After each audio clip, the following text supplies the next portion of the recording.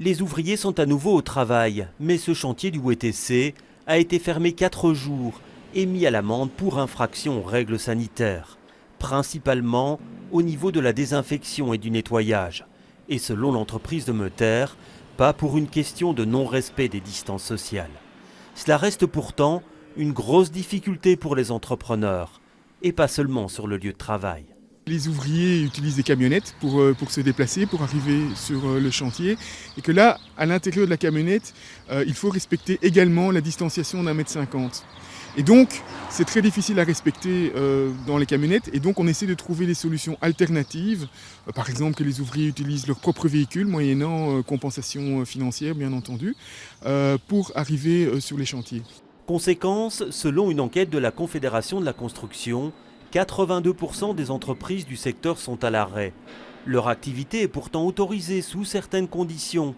Les travaux sont néanmoins interdits dans les biens qui sont habités sauf urgence. Ils sont par contre permis dans les bâtiments et les appartements vides, même si d'autres sont occupés dans l'immeuble. La Confédération de la construction planche sur la mise en place d'un cadre qui doit aider au redémarrage de certains chantiers. Mais ce ne sera pas simple. Il ne faut pas non plus que l'employeur soit toujours responsable de tout ce qui se passe sur le chantier. Il va mettre en place des conditions de travail, il va mettre en place des mesures pour pouvoir permettre la distanciation sociale, mais c'est à chacun sur le chantier de prendre ses responsabilités pour contribuer à les appliquer et pour les appliquer en ce qui le concerne. Et si reprise il y a, elle sera progressive et évoluera en fonction de la situation.